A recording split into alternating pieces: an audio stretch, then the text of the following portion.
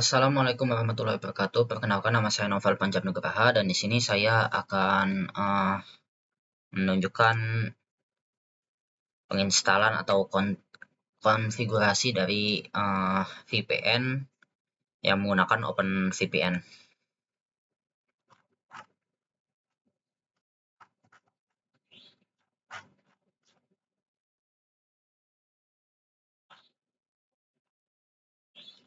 Nah, pertama konsep dasar VPN dulu.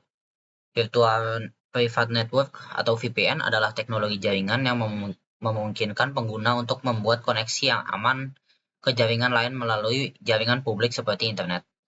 VPN sering digunakan untuk mengakses sumber daya internal suatu organisasi dari luar jaringan, melindungi data saat menggunakan jaringan Wi-Fi publik, dan menyembunyikan alamat IP pengguna untuk menjaga privasi.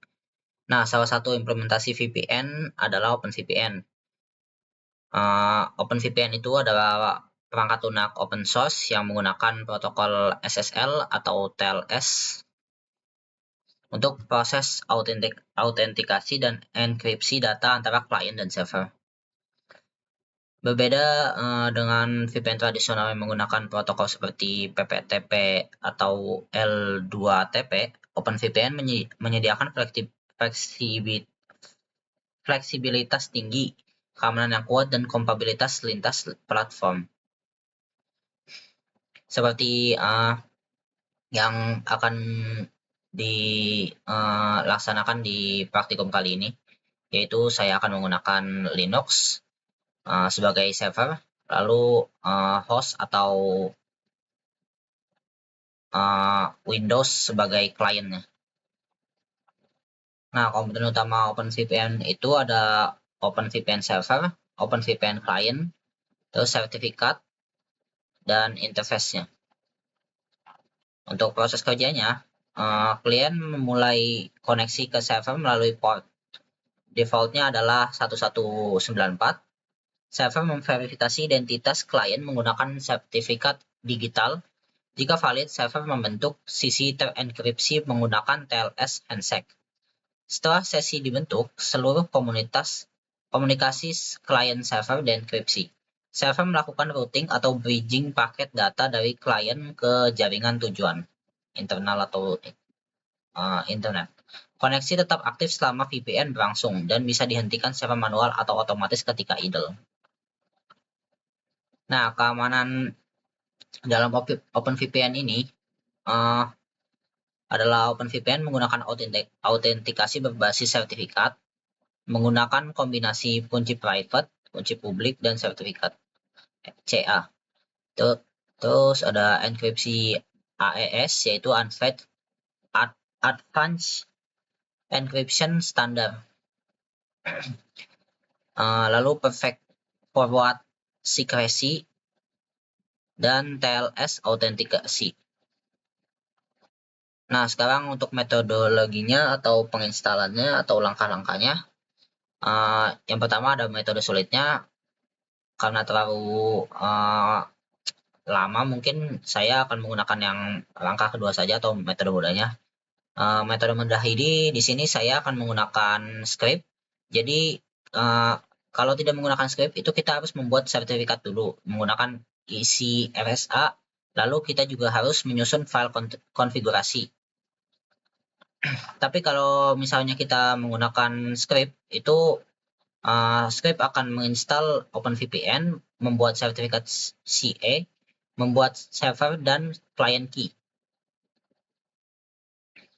Jadi nanti file .ovpn ini sudah langsung ada di ininya,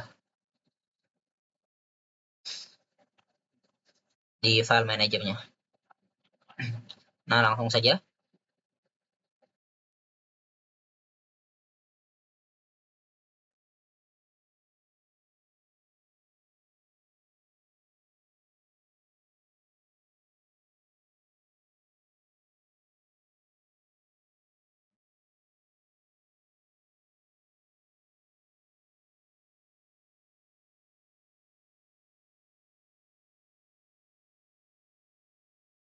Maaf, saya lupa. Tuh.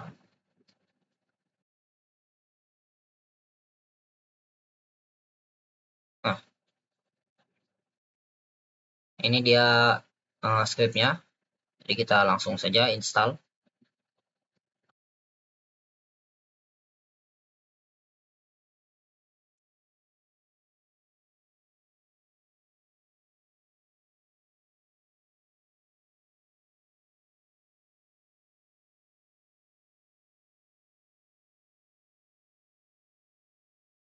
Nah, jadi apa sih yang scriptnya lakukan? Scriptnya itu akan mendownload beberapa hal yang akan menjadi OpenVPN install.sh. Nah, kalau dicek di file manager, itu udah ada ini, OpenVPN install.sh. Nah, selanjutnya kita akan memberikan izin untuk menjalankan OpenVPN install sh ini.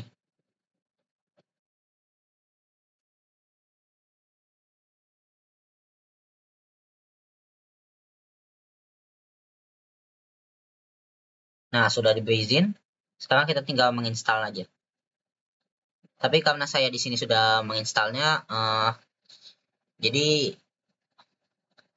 selain buat menginstal, ini juga bisa buat membuat klien baru.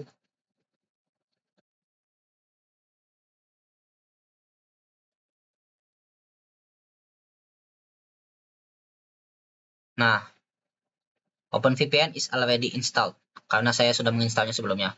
Jadi di sini ada beberapa pilihan. Seperti yang saya bilang tadi, menginstal ulang OpenVPN install.sh ini kita bisa membuat klien baru. Jadi di sini saya membuat klien baru, namanya klien 2. Nah, jika kita lihat di file manager, dia sudah ada klien 2. Nah, ini tinggal dikirimkan saja ke desktop atau ke host atau ke device yang akan digunakan sebagai klien. Di sini saya sudah memasukkannya. Saya juga telah menginstal OpenVPN yang versi desktopnya. Setelah itu kita hanya perlu menjalankan servernya saja. Karena di sini sudah dijalankan, saya akan mengecek menggunakan status. Nah, di sini sudah aktif running. Nah, kita hanya perlu menjalankan di kliennya saja.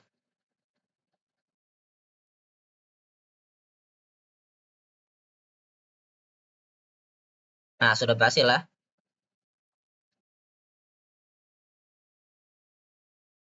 Itu dia untuk penginstalan OpenVPN di Linux-nya.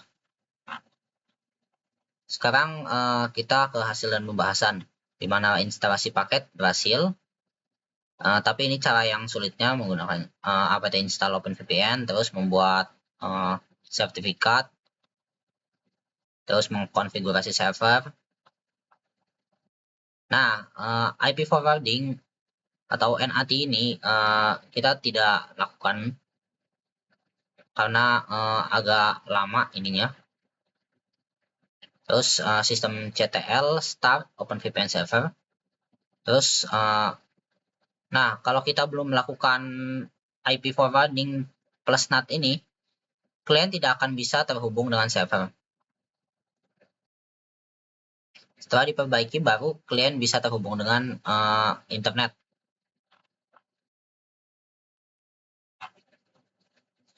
Sekarang ke bagian analisis.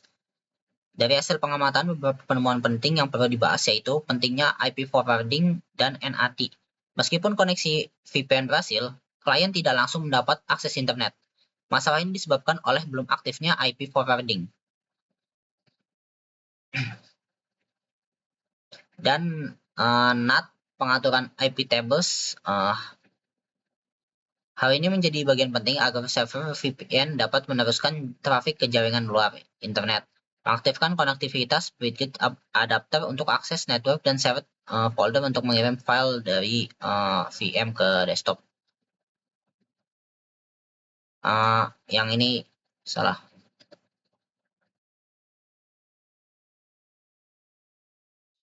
Nah, keamanan sertifikat dengan menggunakan Easy RSA, keamanan koneksi sangat terjamin melalui penggunaan sertifikat digital X509 dan kunci kriptografi. Jika kunci atau sertifikat salah, klien akan otomatis ditolak oleh server. Cuma karena tadi demonstrasinya kuncinya benar, maka langsung terhubung. Nah, untuk fleksibilitas yang ada di OpenVPN sendiri, kita dapat menemukan protokol port, alamat jaringan virtual, bahkan kebijakan routing dan DNS klien. Nah, tadi karena saya sudah menginstalnya duluan, jadi walaupun kita menambah klien baru, itu dia tidak mengatur ulang lagi. Harusnya kan kita mengatur ulang lagi mulai dari protokol yang ditentukan, port yang ditentukan, dan alamat jaringannya, bahkan hingga di DNS-nya. Untuk masalah dan solusinya, masalah yaitu klien terus-menerus connecting karena file konfigurasi server tidak tersimpan.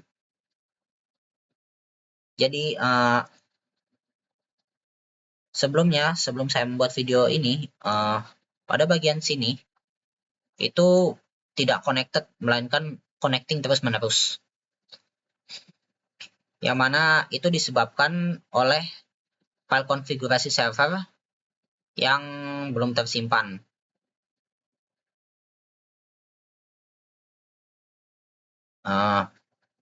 Nah, kesalahan sebelumnya adalah pada bagian sini, IP address-nya itu salah sebelumnya. Sekarang sudah saya perbaiki sesuai dengan yang ada di Linux-nya.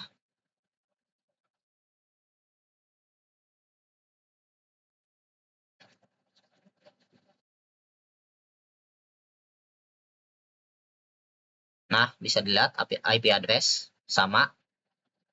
Itu berhasil terbaiki.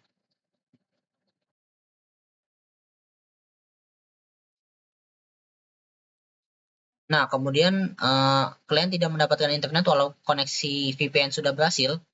Itu karena IP forwarding dan IP tables-nya belum diaktifkan, serta masquerading NAT.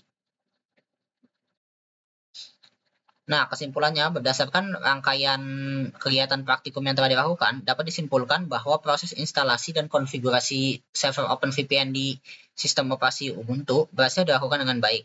Klien berhasil melakukan koneksi ke server VPN dan menerima alamat IP virtual yang ditentukan. Yaitu tadi, jika dilihat, ini IP-nya itu adalah 10.8.0.2.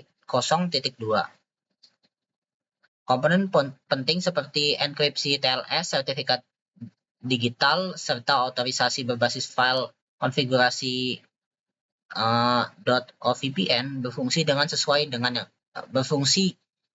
yang diharapkan.